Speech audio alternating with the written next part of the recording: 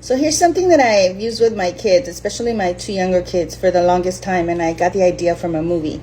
So every time I have an opportunity to pick them up from school, or if, I'm there with them, I'll ask them, hey, Alina, hey, David, what's the low of your day and what's the high, right? And so sometimes for the longest time, David would always say, well, my low is that I had school and my high is that I'm not in school today porque ese niño no le gusta la escuela.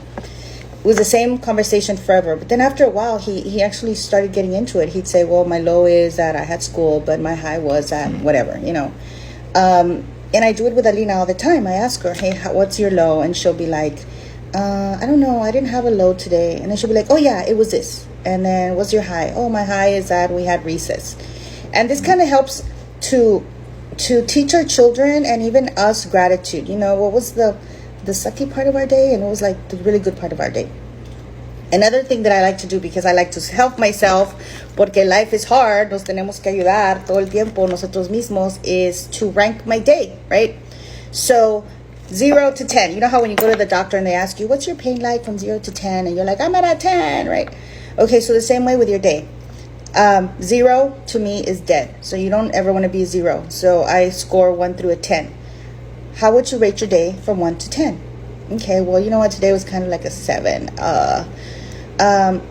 So the question you can ask yourself is, what could I do to bump it up 1 point tomorrow? How can I go from a 7 to an 8?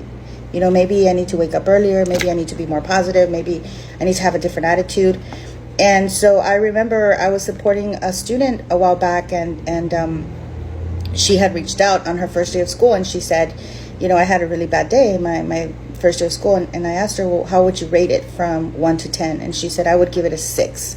And I asked her, well, why is it a 6? And she said, because I was not used to all the kids. I was feeling claustrophobic. I was feeling very anxious. And so my question to her was, what could you do tomorrow to bump it up to an 8? And then she started thinking, oh, well, you know what? I'm just going to go through another hallway where it's not as packed. And so you see, that kind of helps us figure out that there is a choice. We could get better. Things could get better. And what could I do, right? And so here's the thing. So in the next couple of days, just ask somebody you love, or your family members, or even your students, my teachers, hey, boys and girls, what's the low of your day and what's the high? And the best part is when they start to realize. The best part for me is when they say, I don't have a low, I just have a high.